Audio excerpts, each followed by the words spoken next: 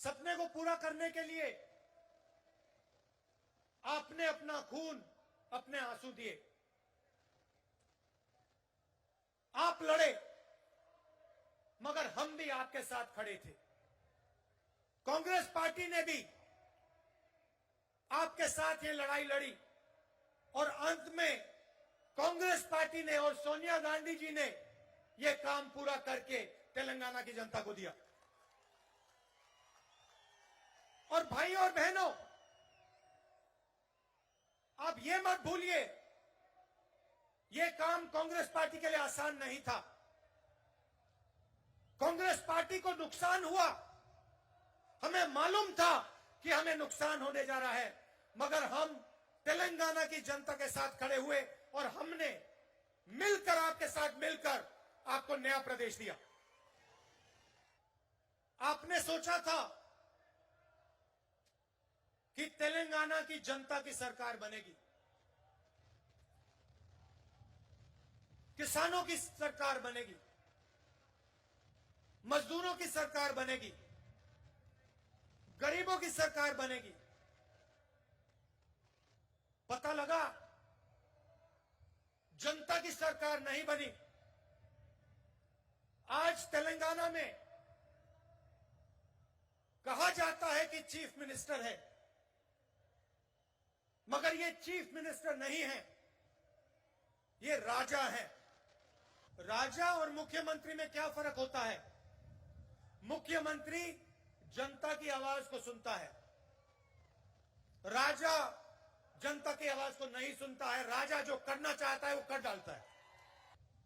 मुख्यमंत्री लोकतंत्र में भरोसा करता है, मुख्यमंत्री जनता की बात सुनकर निर्णय लेता है। राजा को लोकतंत्र से कुछ लेना देना नहीं, जो राजा के दिल में आता है वो राजा कर देता है। यह फर्क है। छत्तीसगढ़ में हमारी सरकार है। चुनाव के समय हमने 2 वायदे किए थे, बड़े वायदे किए थे। पहला वायदा कि छत्तीसगढ़ के किसानों का हम कर्जा माफ करके दिखा देंगे, और दूसरा वायदा पैडी को हम 2,500 रुपए में खरीदेंगे।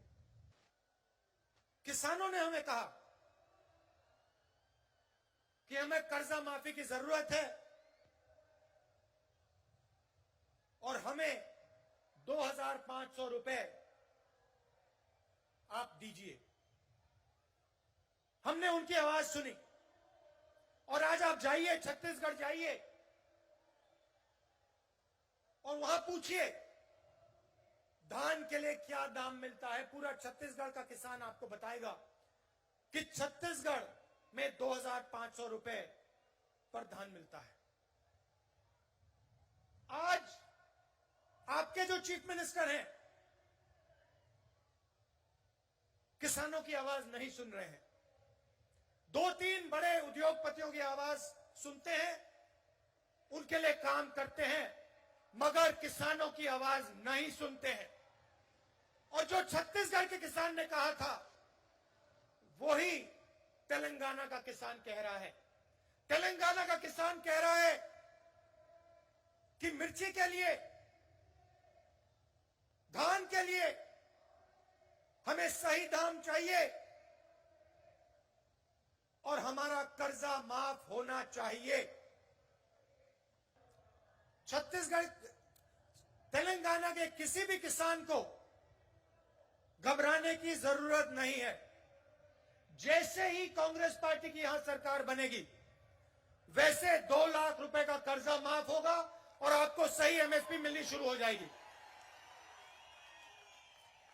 आपको ज्यादा समय रुकने की जरूरत नहीं है।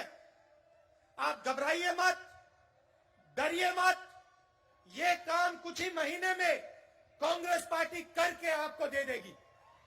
ये खोखले शब्द नहीं है, ये तेलंगाना के सपने को पूरे करने का पहला कदम है। किसानों की मदद, किसानों की रक्षा के बिना तेलंगाना का सपना पूरा नहीं हो सकता है। अभी हमने वरंगल डिक्लेरेशन किया और उसमें हमने तेलंगाना के किसानों से वायदे किए। मैंने कर्जा माफी की बात की, एमएसपी की बात की,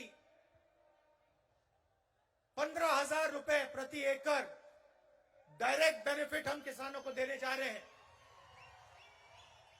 और रेवंत जी ने पूरा डिक्लेरेशन पढ़ा। यह सिर्फ एक डिक्लेरेशन नहीं है, यह किसानों के लिए कांग्रेस पार्टी की गारंटी है। तेलंगाना के हर किसान को यह डिक्लेरेशन पढ़ना चाहिए। और जब आप इस डिक्लेरेशन को पढ़ेंगे, आप ये बात याद रखिए कि इस डिक्लेरेशन का हर शब्द कांग्रेस पार्टी की गारंटी है। और ये हम इसलिए कर रहे हैं क्योंकि हम जानते हैं कि अगर किसान कमजोर रहेगा तो तेलंगाना का सपना पूरा कभी नहीं हो सकता है।